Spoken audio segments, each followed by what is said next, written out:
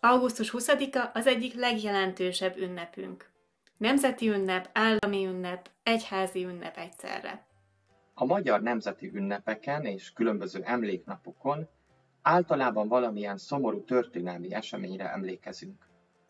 Kivétel azonban augusztus 20-a az államalapítás ünnepe, amely ráadásul nyáron van, és ezért különböző fesztiválokon, szabadtéri programokon ünnepelhetünk.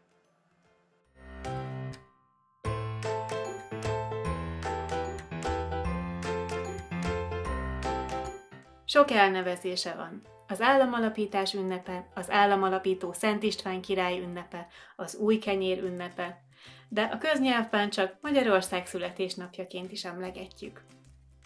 1092 óta fontos ünnepe ez a magyaroknak. Az évszázadok során azonban néha ünnepelték, néha nem ünnepelték, néha eltörölték, néha ünnepelték, de nem úgy ünnepelték, mint régen, vagy nem úgy ünnepelték, mint most. Nagyjából az 1989-es rendszerváltás óta ünnepeljük jelenlegi formájában. Augusztus 20-a az államalapítás és az államalapító Szent István király ünnepe. Szent István király volt az utolsó magyar fejedelem és az első magyar király. Szent István az első királyunk volt, aki 1000-ben, 1001-ben megalapította a magyar királyságot. Augusztus 20-a vallási ünnep is, hiszen Szent István király volt az, aki bevezette a kereszténységet Magyarországon.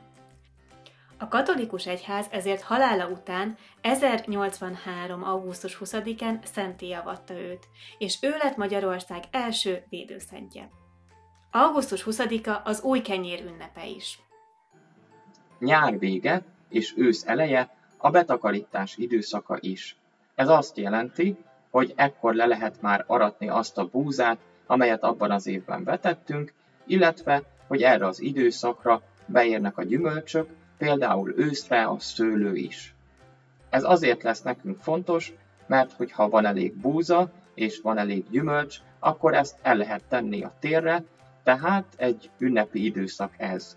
Augusztus 20-a éppen ezért az új kenyér ünnepe, ekkor készül el az első kenyér az új idei búzából.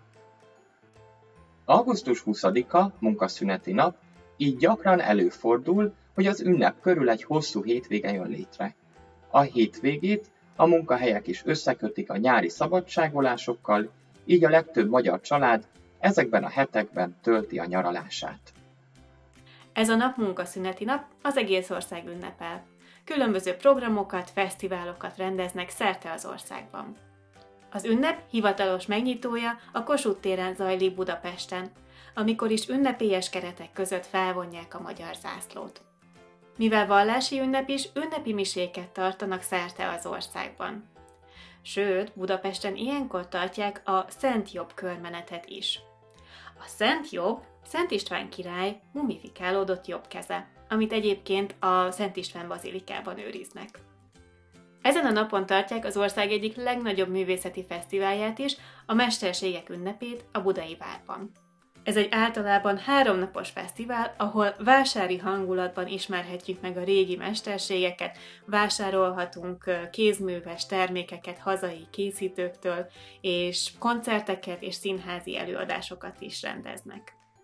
Az én személyes kedvenc programhelyszínem augusztus 20-án az Ízek utcája. Itt különböző ételeket lehet kóstolni, és ami a legfontosabb, hogy itt lehet először megkóstolni az ország kenyerét, illetve az ország tortáját.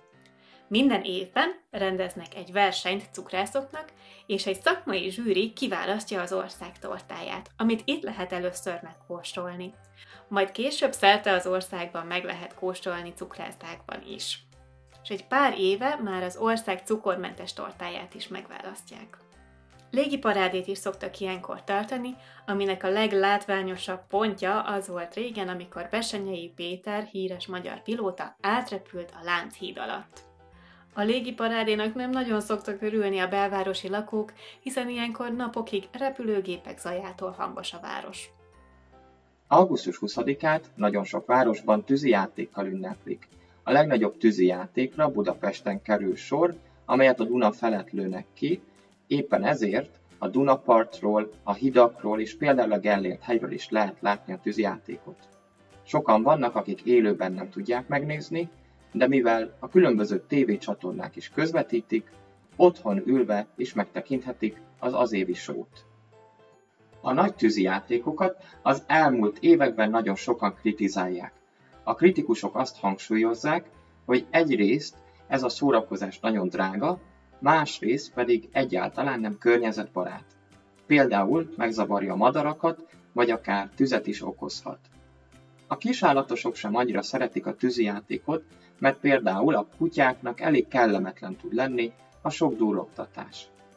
Persze, azt senki sem mondja, hogy nem kellene valamilyen közös nemzeti ünnepséget tartani, de javasolják, hogy a tűzijátékot akár fényjátékra lehetne cserélni.